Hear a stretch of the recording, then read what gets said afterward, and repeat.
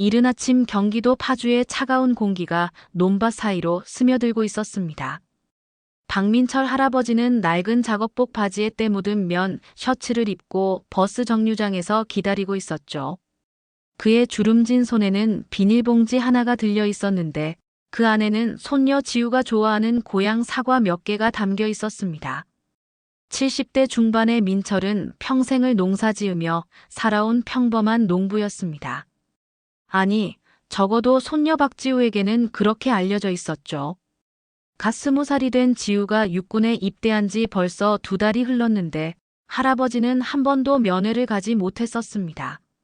농사일이 바쁘다는 핑계를 댔지만 사실은 손녀에게 부끄러운 모습을 보이고 싶지 않았기 때문이었어요. 이번엔 꼭 가봐야지. 민철은 혼잣말을 중얼거리며 버스에 몸을 맡겼습니다. 육군 22사단까지는 버스로 1시간 남짓 걸리는 거리였죠. 창밖으로 지나가는 풍경을 바라보며 민철은 지우의 어린 시절을 떠올렸습니다. 부모를 일찍 잃고 할아버지 손에서 자란 지우는 늘 씩씩하고 밝은 아이였어요. 22사단 정문 앞에 도착한 민철의 모습은 여느 시골 할아버지와 다를 바 없었습니다. 깔끔하지 못한 옷차림에 구부정한 어깨, 그리고 어색하게 들고 있는 비닐봉지까지. 위병소에서 근무 중이던 김소영 상병이 그를 발견했을 때도 그저 평범한 면회객 중 한 명으로만 보였죠. 어디서 오셨습니까? 김상병의 목소리는 정중하면서도 업무적이었습니다. 아, 파주에서 왔어요. 손녀 면회 왔는데. 민철의 말투는 소심하고 조심스러웠어요. 박지우 일병 말입니다. 김상병은 민철의 차림새를 위아래로 훑어보았습니다. 작업복 바지에는 흙이 묻어 있었고 신발도 낡아 보였죠. 하지만 그의 눈빛만큼은 유독 또렷하고 깊었어요. 마치 많은 것을 경험한 사람만이 가질 수 있는 그런 눈빛이었습니다. 한편 부대 안에서는 지우가 동기들과 함께 통신 장비 점검을 하고 있었어요. 갓 입대한 신병이었지만 성실한 성격 덕분에 소대원들 사이에서 인정받고 있었습니다. 하지만 마음 한구석에는 늘 열등감이 자리 잡고 있었죠. 야, 박지우. 니네 집안은 뭐 하시는 분들이야? 같은 기수인 최유진 일병이 물었습니다. 유진이는 재벌가 3세로 유명했는데 매주 고급 승용차를 타고 오는 부모님 덕분에 부대에서도 특별 대우를 받고 있었어요. 그냥 농사 짓는 할아버지하고 둘이 살아요. 지우의 대답은 짧고 어색했습니다. 아, 그래.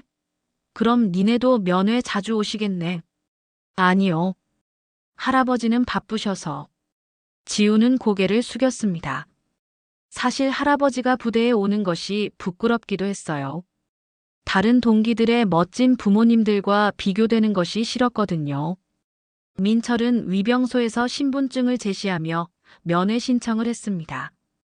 하지만 이미 마음 한구석에서는 불안함이 자라나고 있었어요. 과연 이런 차림으로 와도 되는 걸까? 손녀에게 부끄러움을 안겨주는 건 아닐까 하는 걱정이 들었거든요. 그때 부대 내에서 점심시간을 알리는 나팔 소리가 울려 퍼졌습니다. 지우는 급식소로 향하면서도 계속 마음이 무거웠어요.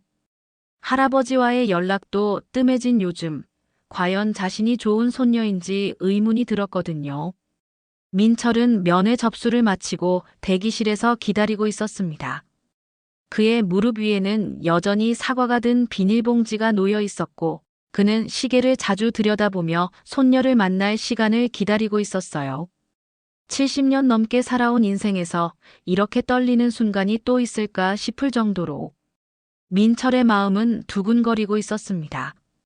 면회실로 향하는 복도에서 이준호 하사가 민철의 면회 신청서를 다시 한번 점검하고 있었습니다.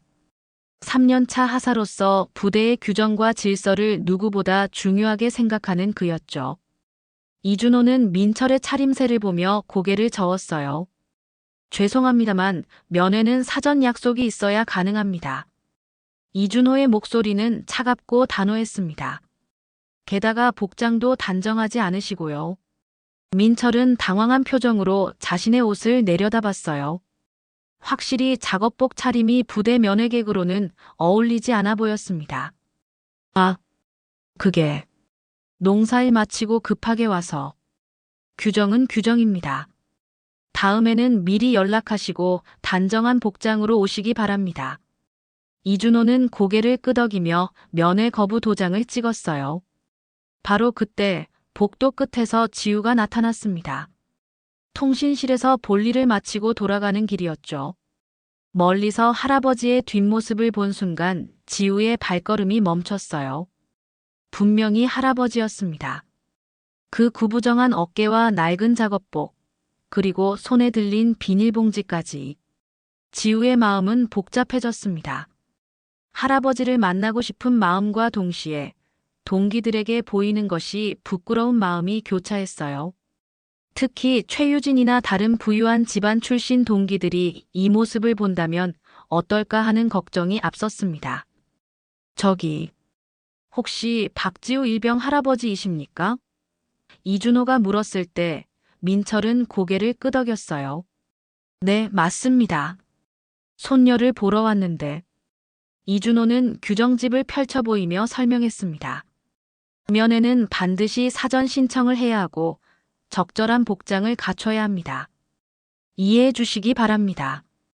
복도에서 이 광경을 지켜보던 지우는 마음이 찢어지는 것 같았어요. 할아버지의 실망스러운 표정이 보였지만 동시에 동기들의 시선이 신경 쓰였습니다. 결국 지우는 다른 길로 돌아서 버렸어요. 할아버지를 외면한 채로 말이죠. 민철은 한참 동안 말없이 서 있었습니다. 손녀를 만나고 싶었지만 이런 식으로 규정을 어기면서까지 면회를 강요하고 싶지는 않았어요. 더욱이 지우에게 부담이 될까봐 걱정되었습니다. 알겠습니다. 다음에 다시 오겠습니다. 민철은 조용히 고개를 숙이며 면회실을 나섰어요. 이준호는 민철의 뒷모습을 보며 약간의 미안함을 느꼈지만 곧 고개를 저었습니다. 규정은 규정이고 예외를 두면 질서가 무너진다고 생각했거든요. 군대에서 가장 중요한 것은 규율이라는 것이 그의 신념이었어요. 한편 다른 길로 돌아선 지우는 화장실에 숨어서 눈물을 참고 있었습니다. 할아버지가 자신을 보러 왔다는 것이 고맙기도 하고 미안하기도 했어요. 하지만 동시에 왜 하필 그런 차림으로 왔을까 하는 원망도 들었습니다. 지우야, 거기 있었구나. 최유진의 목소리가 들렸어요. 뭐해? 표정이 안 좋네. 아무것도 아니에요. 지우는 급하게 눈물을 닦았습니다. 우리 내일 휴가 나가는데 니도 같이 갈래? 우리 아빠가 좋은 식당 예약해놨다고 하던데. 지우는 고개를 저었어요. 유진이의 호의도 고마웠지만 지금은 그런 기분이 아니었습니다. 민철은 부대 정문을 나서며 뒤돌아봤습니다. 높은 담장 너머로 보이는 부대 건물들이 멀게만 느껴졌어요. 손에 들린 사과 봉지가 유독 무거웠습니다.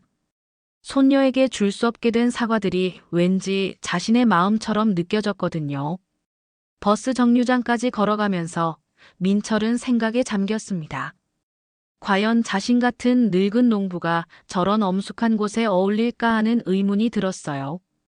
지우가 부끄러워할까봐 걱정도 되었고요. 하지만 민철은 포기할 생각이 없었습니다. 손녀를 사랑하는 마음만큼은 누구에게도 지지 않을 자신이 있었거든요. 다음에는 좀 더 준비를 해서 와야겠다고 다짐했어요. 부대 안에서는 오후 훈련이 시작되고 있었습니다. 지우도 동기들과 함께 통신 훈련에 참여했지만 마음은 계속 할아버지 생각뿐이었어요. 과연 할아버지가 실망하지 않으셨을까? 자신이 너무 냉정했던 건 아닐까 하는 후회가 밀려왔습니다. 부대 밖 버스 정류장에서 민철은 낡은 의자에 앉아 한참을 멍하니 있었습니다. 손에 든 사과 봉지를 내려다보며 깊은 한숨을 내쉬었어요. 지우의 어린 시절이 떠올랐습니다. 할아버지 무릎에 앉아 사과를 깎아달라고 조르던 그 천진한 모습이 말이죠. 그때는 참 좋았는데. 민철은 혼잣말을 중얼거렸습니다. 그때 주머니에서 진동하는 휴대폰 소리가 들렸어요.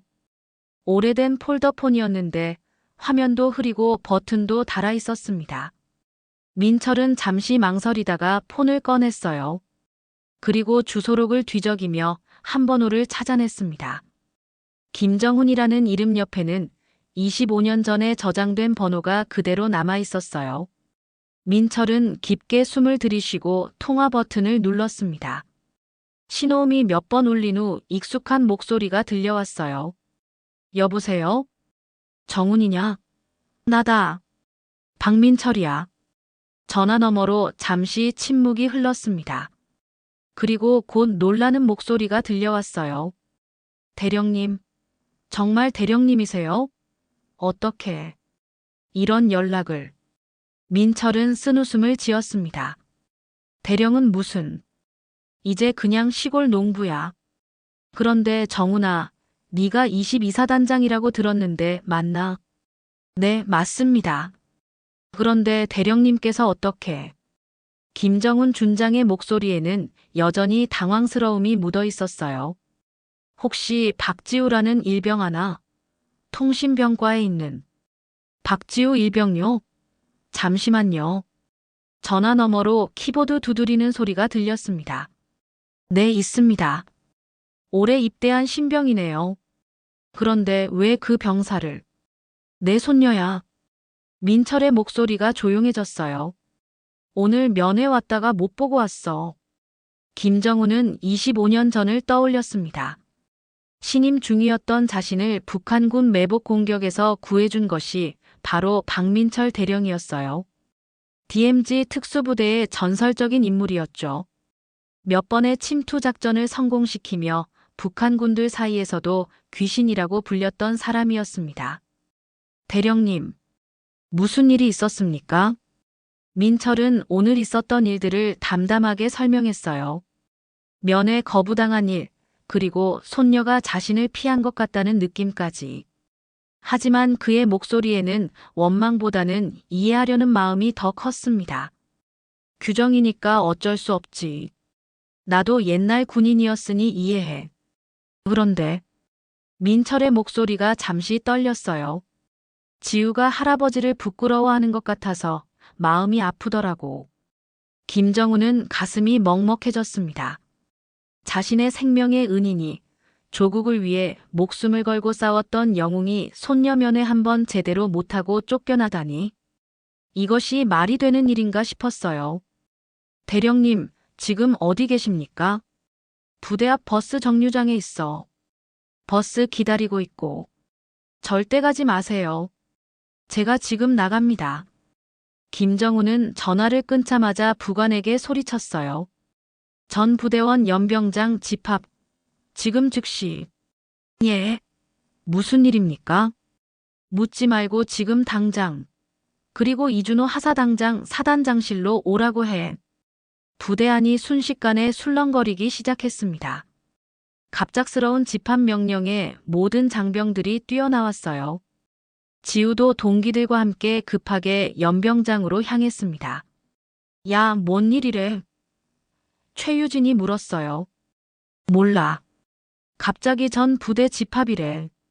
지우는 불안한 예감이 들었습니다. 왠지 모르게 오늘 할아버지와 관련된 것 같은 느낌이 들었거든요. 하지만 설마 그럴 리야 없다고 생각하며 고개를 저었어요. 연병장에는 22사단 전체 장병들이 모여들고 있었습니다. 수백 명의 장병들이 정렬을 서며 웅성거렸죠. 누구도 무슨 일인지 알지 못했어요. 이준호 하사는 사단장실로 향하며 혹시 자신이 실수한 일이 있나 되돌아봤습니다. 오늘 있었던 면회 거부건이 떠올랐지만 그건 당연히 규정에 따른 조치였다고 생각했어요. 설마 그것 때문에 이런 소동이 벌어질 리는 없다고 여겼습니다. 버스 정류장의 민철은 여전히 의자에 앉아 있었어요. 김정훈이 오지 말라고 했지만 사실 어떻게 해야 할지 막막했습니다. 손녀에게 부담을 주고 싶지 않다는 마음과 그래도 한 번은 만나고 싶다는 마음이 계속 갈등하고 있었거든요. 정훈이는 여전히 성격이 급하구나. 민철은 작은 미소를 지으며 혼잣말했습니다. 25년 전에도 그랬었어요. 위험한 상황에서도 먼저 뛰어나가는 용기 있는 청년이었죠. 부대 안에서는 점점 더 큰 소동이 벌어지고 있었습니다. 연병장에 모인 장병들의 수가 1000명을 넘어서고 있었고 모든 이들이 무슨 일인지 궁금해하며 수군거리고 있었어요. 연병장에는 22사단 전체 장병 1000여 명이 집결해 있었습니다. 이런 대규모 집합은 보통 특별한 훈시나 중요한 발표가 있을 때만 있는 일이었죠. 장병들 사이에서는 온갖 추측이 난무하고 있었어요. 혹시 북한에서 무슨 일 있나? 한 병사가 옆 동료에게 속삭였습니다. 아니면 사단장님 교체 발표인가? 다른 병사가 대답했어요. 지우는 동기들과 함께 대열에 서 있으면서도 마음이 편치 않았습니다. 아침에 할아버지를 외면한 일이 계속 마음에 걸렸거든요. 왠지 모르게 이 갑작스러운 집합과 관련이 있을 것 같은 불길한 예감이 들었어요. 야, 박지우. 네 얼굴이 왜 그래? 많이 안 좋아 보이는데. 최유진이 걱정스럽게 물었습니다. 아니에요. 그냥 좀 피곤해서. 지우는 고개를 저으며 대답했지만 속으로는 계속 불안함이 커지고 있었어요. 한편 사단장실에서는 김정훈 준장이 이준호 하사와 마주 앉아 있었습니다. 이준호는 긴장한 표정으로 준장을 바라보고 있었죠. 하사, 오늘 면회객 중에 거부한 사람이 있나? 이준호는 잠시 생각해 보더니 고개를 끄덕였어요. 네, 한 분 계셨습니다. 사전 약속도 없고 복장도 단정하지 않아서 규정에 따라 거부했습니다. 그 사람이 누구의 면회를 왔다고 했나? 박지우 일병의 할아버지라고 하셨습니다. 김정훈의 표정이 굳어졌습니다. 그 할아버지 어떤 분이었나? 자세히 말해봐. 이준호는 기억을 떠올리며 설명했어요. 70대 정도 되어 보이는 분이었습니다. 작업복 차림에 흙도 묻어 있고 농부 같아 보였습니다. 하지만 눈빛은 이준호가 잠시 말을 멈췄어요. 눈빛은 어땠나? 뭔가 범상치 않다는 느낌이 들었습니다. 하지만 복장과 예약 없이 온 것은 명백히 규정 위반이라서 김정훈은 깊은 한숨을 내쉬었습니다. 하사, 지금부터 내가 하는 말을 잘 들어. 그 할아버지는 이 나라를 위해 목숨을 걸고 싸운 분이야. 네가 규정이라고 내세운 그 잣대로 평가할 수 있는 분이 아니라고. 이준호는 당황했습니다. 무슨 말씀이십니까? 지금 연병장에 나가면 알게 될 거야. 그런데 하사, 니는 지금 어떤 기분인가? 제가 뭔가 큰 실수를 한 건가요? 김정훈은 고개를 저었어요. 실수라기보다는 진짜 중요한 걸 놓쳤다고 해야겠네. 가자. 연병장으로 향하는 복도에서 김정훈은 걸음을 멈췄습니다. 그리고 창밖을 바라보며 25년 전을 회상했어요. DMZ 최전방 GOP에서 신임 중위로 근무하던 시절 북한군의 기습 공격을 받았을 때의 일이었습니다. 그때 어디선가 나타난 한 사람이 자신의 목숨을 구해줬어요. 박민철 대령이었죠. 특수부대 출신으로 북한 지역 침투 작전의 전설이었던 그였습니다. 김정훈의 생명의 은인이자 진정한 영웅이었어요. 준장님. 이준호가 조심스럽게 불렀습니다. 아, 미안. 잠시 생각이 많았네. 가자. 연병장에 도착한 김정훈은 단상으로 올라갔습니다. 1000여 명의 장병들이 일제히 차렷 자세를 취했죠. 평소보다 훨씬 엄숙한 분위기였어요. 전 부대원 집합시킨 이유가 궁금할 거야. 김정훈의 목소리가 확성기를 통해 연병장에 울려 퍼졌습니다. 오늘 우리 부대에 특별한 분이 오셨어. 하지만 우리는 그분을 제대로 모시지 못했지. 장병들 사이에서 웅성거림이 일었어요. 지우의 심장은 더욱 빠르게 뛰기 시작했습니다. 잠시 후에 그분을 모시고 오겠어. 여러분들은 우리나라 역사상 가장 용감한 군인 중 한 분을 만나게 될 거야. 연병장의 분위기는 점점 더 엄숙해졌습니다. 누구도 감히 움직이거나 소리내지 않았어요. 이준호는 단상 아래에서 식은땀을 흘리고 있었습니다. 자신이 거부했던 그 할아버지가 과연 어떤 분일까 하는 두려움이 몰려왔거든요. 지금부터 부대 정문으로 가서 그분을 모시고 오겠어. 모든 장병은 자리를 지키고 있어. 김정훈이 단상에서 내려오자 장병들 사이에서는 더욱 큰 긴장감이 감돌았습니다. 지우는 이제 확신했어요. 분명히 할아버지와 관련된 일이라고. 하지만 도대체 무슨 일이 벌어지고 있는 건지 알 수가 없었습니다. 최유진이 지우에게 속삭였어요. 야, 혹시 니네 할아버지 유명한 분이야? 지우는 고개를 저었습니다. 아니에요. 그냥 농사 짓는 할아버지인데. 하지만 지우의 마음속에는 어렸을 때부터 느꼈던 할아버지의 특별함이 떠올랐어요. 다른 어른들과는 다른 그 위험 있는 모습, 그리고 가끔씩 보이던 슬픈 눈빛까지. 혹시 자신이 모르는 할아버지의 또 다른 모습이 있는 건 아닐까 하는 생각이 들었습니다. 연병장의 정적은 마치 폭풍 전야와 같았습니다. 천여 명의 장병들이 모두 숨을 죽이고 있었죠. 지우는 가슴이 터질 것 같은 두근거림을 느끼며 부대 정문 쪽을 바라보고 있었어요. 10여 분이 흐른 후 멀리서 발걸음 소리가 들려왔습니다. 김정훈 준장이 한 사람과 함께 연병장으로 걸어오고 있었어요. 그 옆에는 익숙한 모습의 할아버지가 있었습니다. 할아버지. 지우는 작은 소리로 중얼거렸어요. 민철은 여전히 낡은 작업복 차림이었지만 연병장으로 걸어 들어오는 그의 모습에는 뭔가 다른 기운이 흘렀습니다. 등이 곱게 펴져 있었고 걸음걸이도 달랐어요. 마치 다른 사람처럼 보였습니다. 김정훈이 단상에 올라섰습니다.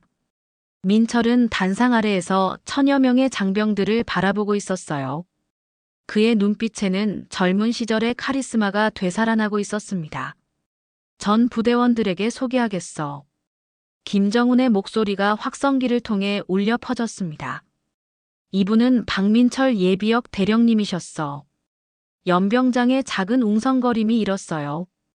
예비역 대령이라는 말에 모든 장병들이 놀란 표정을 지었습니다. 박민철 대령님은 DMZ 특수작전부대 창설 멤버이시며 수차례 북한 지역 침투 작전을 성공시킨 전설적인 분이셔. 그리고 김정훈의 목소리가 잠시 떨렸어요. 25년 전 이 김정훈의 생명을 구해주신 은인이기도 해. 연병장이 완전히 조용해졌습니다. 바람 소리마저 들리지 않을 정도였어요. 오늘 이분께서 손녀인 박지우 일병 면회를 위해 우리 부대를 찾아오셨어. 하지만 우리는 이분을 제대로 모시지 못했지. 지우는 다리에 힘이 빠지는 것을 느꼈습니다. 할아버지가 예비역 대령이라니, DMZ 특수부대라니. 지금까지 자신이 알고 있던 할아버지는 누구였던 걸까요? 김정훈이 이준호를 올려다봤습니다. 이준호 하사, 단상으로 올라와. 이준호는 새파랗게 질린 얼굴로 단상에 올라섰어요. 다리가 떨려서 제대로 걷기도 힘들었습니다. 이 하사가 오늘 대령님의 면회를 거부했어. 복장이 단정하지 않고 사전 약속이 없다는 이유로. 연병장의 모든 시선이 이준호에게 집중되었습니다.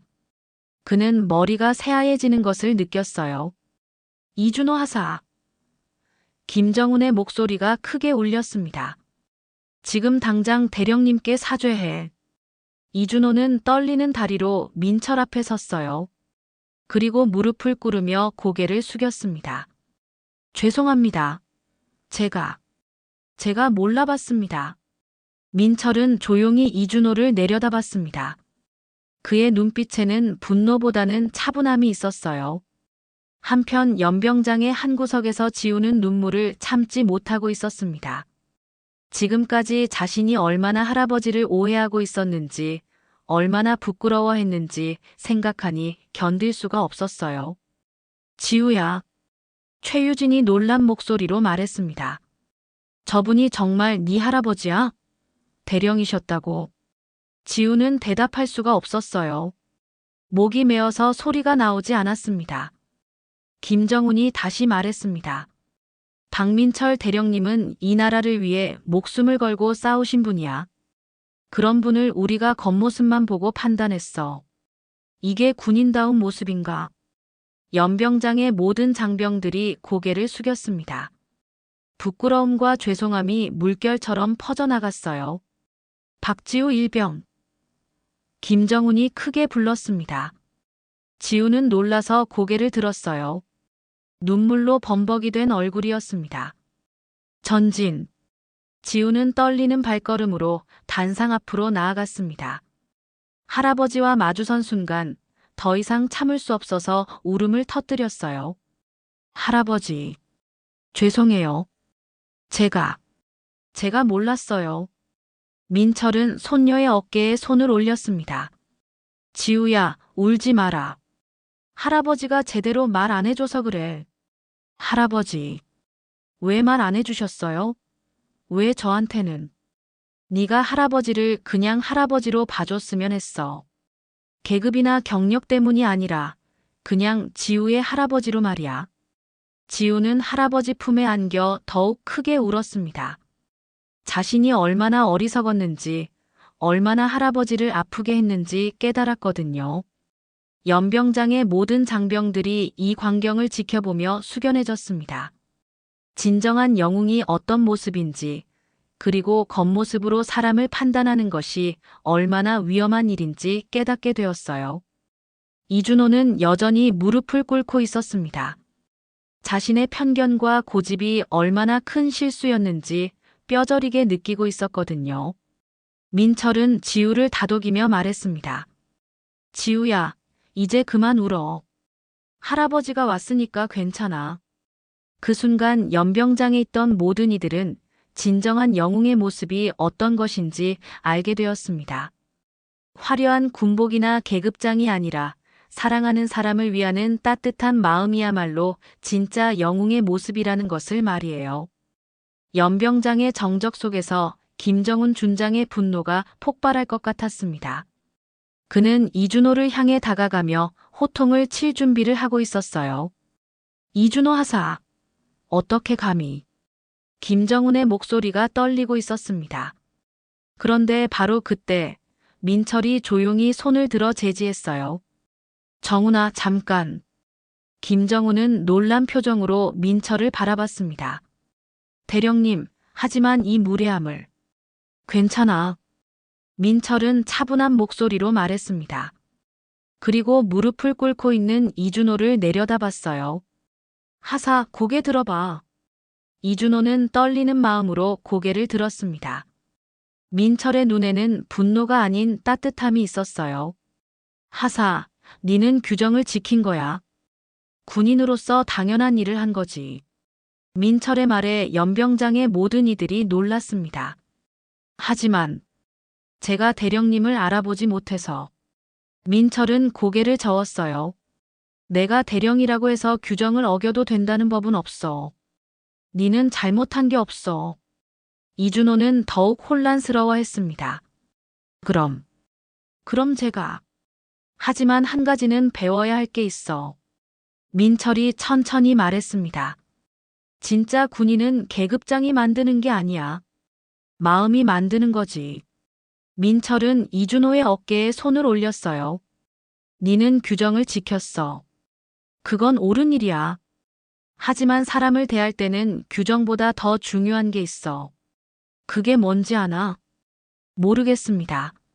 존중이야. 상대방이 누구든 기본적인 존중을 해주는 거지. 내가 대령이어서가 아니라 손녀를 보러 온 할아버지이기 때문에 존중받을 자격이 있는 거야.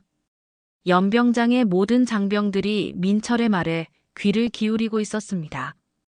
이런 가르침을 들어본 적이 없었거든요. 한편 지우는 할아버지 옆에서 눈물을 닦으며 서 있었어요. 할아버지의 이런 모습을 본 것도 처음이었습니다. 할아버지. 지우가 조심스럽게 말했습니다. 저도 잘못했어요. 할아버지를 부끄러워했어요. 민철은 손녀를 바라봤습니다. 지우야, 니도 잘못한 게 없어. 할아버지가 제대로 설명 안 해줬으니까. 아니에요. 저는 할아버지가 농부라서 부끄럽다고 생각했어요. 다른 친구들 부모님이 멋있게 오시는 걸 보고 지우의 목소리가 떨렸어요. 민철은 지우의 손을 잡았습니다. 지우야, 농부가 부끄러운 일인가? 아니에요. 하지만 할아버지도 농사 짓고 있어. 지금도 농부야. 그게 부끄러운 일이라고 생각하나? 지우는 고개를 저었어요. 아니에요. 절대 아니에요. 그럼 됐어. 사람의 가치는 직업이나 계급으로 정해지는 게 아니야. 어떤 마음으로 사는지가 중요한 거지. 민철은 다시 이준호를 바라봤습니다. 하사, 일어서. 이준호가 일어서자 민철이 말했어요. 앞으로 면회객들을 대할 때 기억해. 규정도 중요하지만 그분들은 모두 누군가의 소중한 사람이야. 할아버지, 할머니, 아버지, 어머니들이지. 그런 마음으로 대해줘. 네, 명심하겠습니다. 김정훈 준장은 민철의 모습을 보며 25년 전을 떠올렸습니다. 그때도 이랬었어요. 부하들을 질책하기보다는 가르치고 이끌어주는 지도자였죠. 정훈아. 민철이 김정훈을 불렀습니다. 네, 대령님. 이 하사는 좋은 군인이 될 거야. 규정을 지킬 줄 아는 원칙이 있으니까. 이제 사람을 대하는 따뜻함만 더하면 돼. 김정훈은 고개를 끄덕였어요. 알겠습니다. 민철은 연병장의 모든 장병들을 바라봤습니다. 여러분들에게 한 가지 말하고 싶어. 진짜 강한 군인은 힘으로 사람을 누르는 게 아니야. 지켜야 할 사람들을 사랑하는 마음으로 강해지는 거야. 연병장의 깊은 감동이 흘렀습니다. 많은 장병들의 눈가가 촉촉해졌어요. 내가 특수부대에서 위험한 작전을 했던 이유는 나라를 지키고 싶어서였어. 내 가족, 내 손녀 같은 소중한 사람들을 지키고 싶었던 거야. 그게 진짜 군인 정신이지. 지우는 할아버지의 말을 들으며 새로운 깨달음을 얻었습니다. 할아버지가 왜 그렇게 조용히 살아왔는지, 왜 자신의 과거를 자랑하지 않았는지 이제야 알겠었어요. 할아버지, 사랑해요. 지우가 작은 소리로 말했습니다. 민철은 손녀를 안아주며 미소를 지었어요. 할아버지도 지우 많이 사랑해. 이준호는 감동받은 표정으로 서 있었습니다. 이런 진정한 리더십을 본 것은 처음이었거든요. 분노 대신 용서를, 질책 대신 가르침을 주는 모습에서 진짜 군인이 어떤 사람인지 깨달았어요. 연병장의 모든 장병들도 마찬가지였습니다. 계급과 권위로 사람을 억누르는 것이 아니라 따뜻한 마음으로 이끌어주는 것이 진정한 리더십임을 배웠어요. 민철의 선택은 모든 이의 예상을 뒤엎었습니다. 분노할 법한 상황에서 용서를 선택하고 질책할 수 있는 순간에 가르침을 준 것이었죠. 그리고 그것이야말로 진정한 영웅의 모습이었습니다. 며칠이 지난 후 22사단에는 새로운 변화의 바람이 불기 시작했습니다. 김정훈 준장은 전 부대 간부들을 소집하여 중요한 발표를 했어요. 앞으로 우리 부대의 면회 및 민원 처리 방침을 개정하겠어. 김정훈의 목소리는 단호했습니다. 첫째, 모든 면회객에 대한 기본적인 예우를 최우선으로 한다. 둘째, 예비역 선배들에 대한 특별한 배려를 제도화한다. 회의실에 앉아있던 이준호 하사는 긴장한 표정으로 준장의 말을 듣고 있었어요.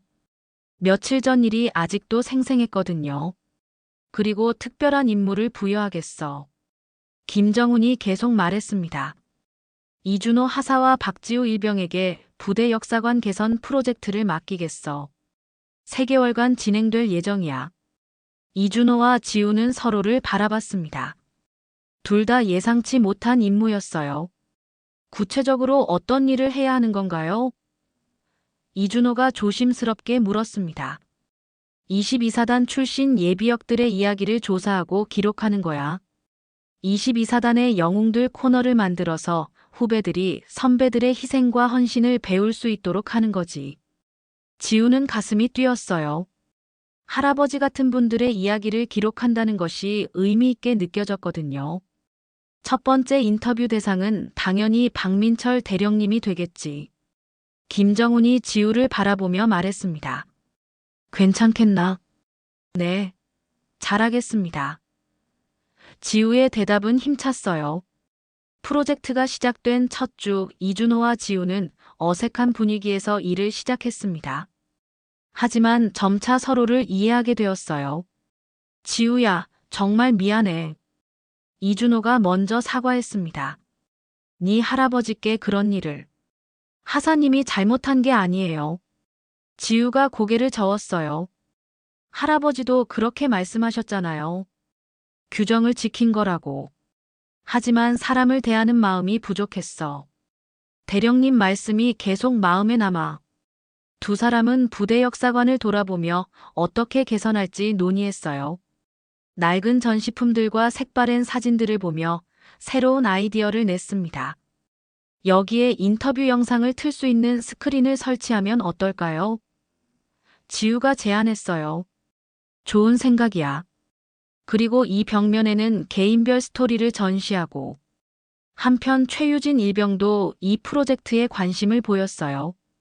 지우의 할아버지 이야기를 들은 후 자신의 가치관에 큰 변화가 있었거든요. 지우야, 나도 도와줄까? 유진이 물었습니다. 정말 고마워. 같이 하자. 유진이는 평소 집안의 재력을 자랑하던 모습과는 달리 진심으로 도움을 주고 싶어 했어요. 민철 대령의 이야기가 그녀에게도 큰 감동을 줬거든요. 첫 번째 인터뷰 날, 민철은 부대를 다시 찾았습니다. 이번에는 정장 차림이었지만 여전히 소탈한 모습이었어요. 할아버지, 오늘은 왜 정장 입으셨어요? 지우가 물었습니다. 인터뷰한다니까 좀 차려입고 와야지. 민철이 웃으며 대답했어요. 인터뷰실에서 이준호는 긴장한 모습으로 질문지를 들고 있었습니다. 민철은 그런 그를 보며 편안하게 웃어줬어요. 하사, 너무 긴장하지 마. 그냥 편하게 얘기하자.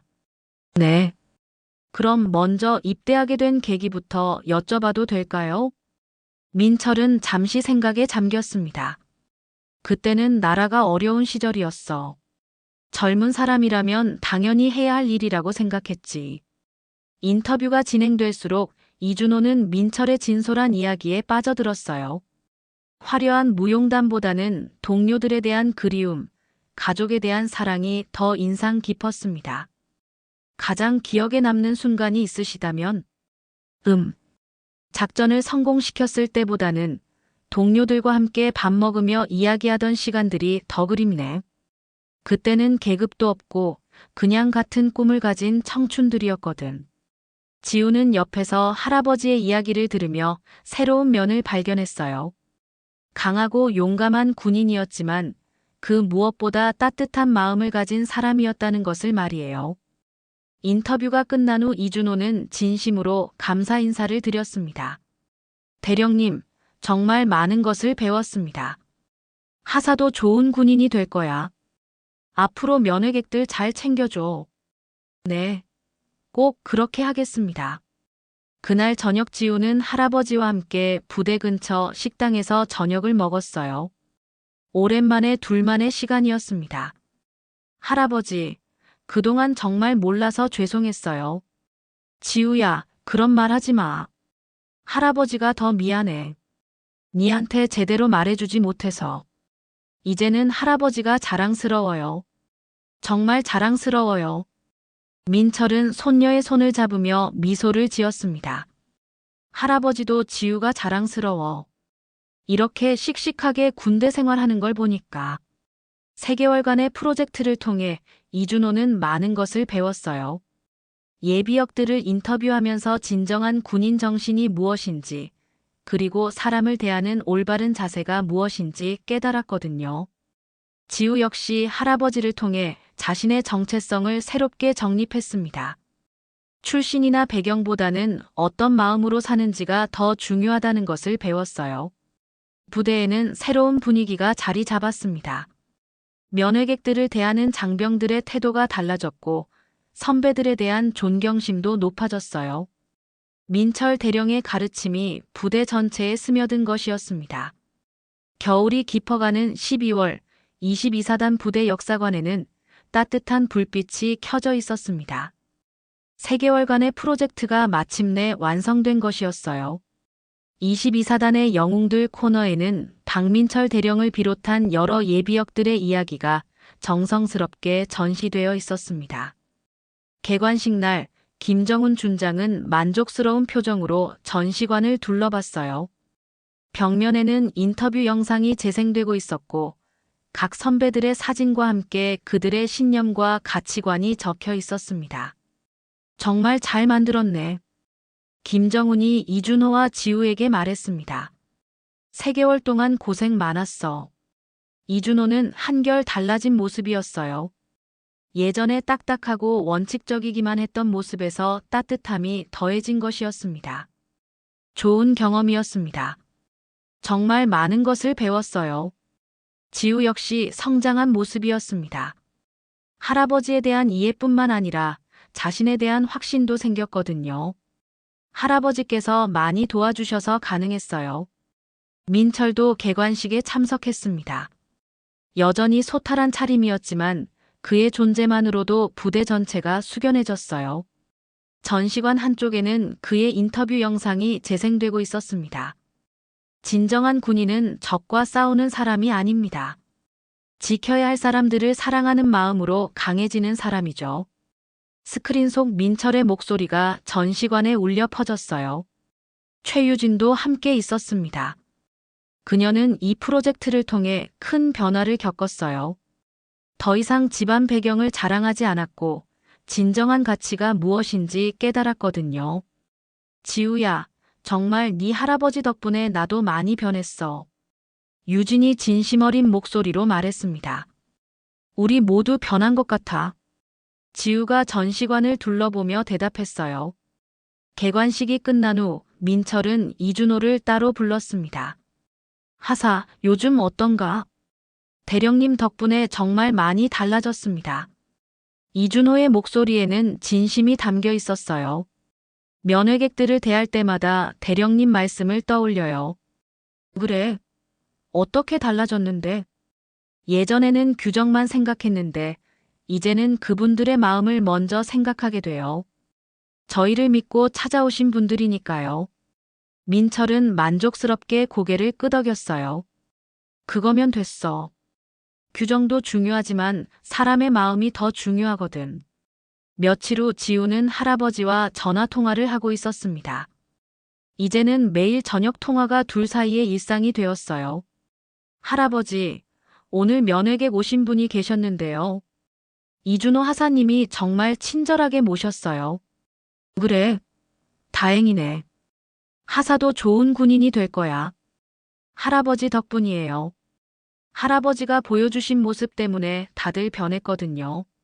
민철은 잠시 침묵했다가 말했어요.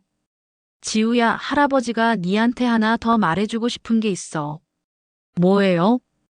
진짜 강한 사람은 다른 사람을 이기는 사람이 아니야. 다른 사람을 도와주고 변화시킬 수 있는 사람이지. 니도 그런 사람이 될 수 있어. 지우는 할아버지의 말에 깊이 감동했어요. 네, 할아버지. 꼭 그런 사람이 될게요.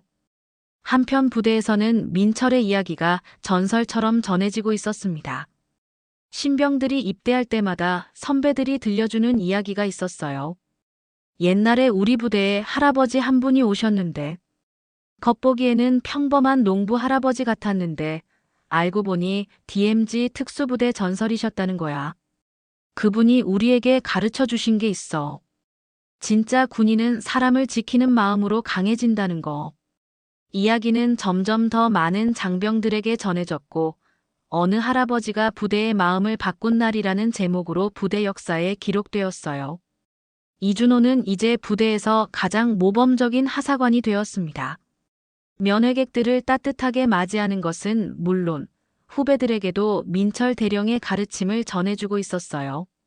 면회 오시는 분들은 모두 누군가의 소중한 사람이야. 그런 마음으로 모셔야 해.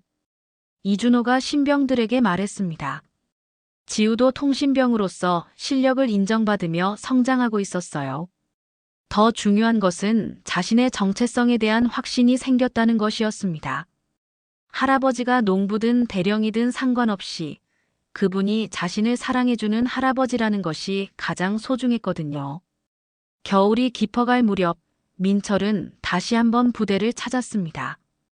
이번에는 손녀를 면회하러 온 것이 아니라 후배들에게 특강을 해달라는 김정훈의 요청 때문이었어요. 강당에 모인 장병들 앞에서 민철은 마지막 메시지를 전했습니다. 여러분들이 지키고 있는 것은 국경선이 아니에요.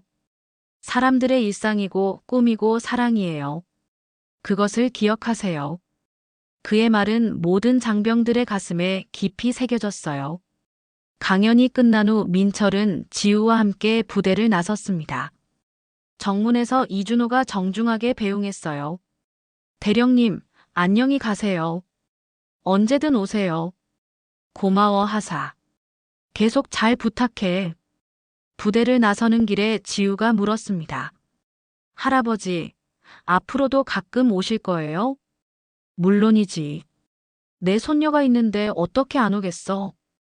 두 사람은 겨울 저녁 하늘을 바라보며 걸었습니다.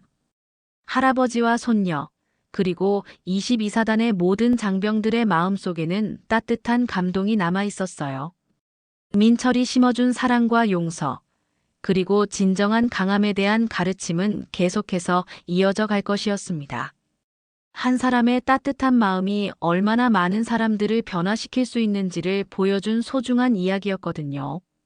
부대에는 새로운 전통이 생겨났습니다. 면회객들을 가족처럼 따뜻하게 맞이하는 것, 그리고 선배들을 존경하는 마음으로 모시는 것. 이 모든 것이 박민철이라는 한 할아버지가 남긴 가장 큰 선물이었습니다.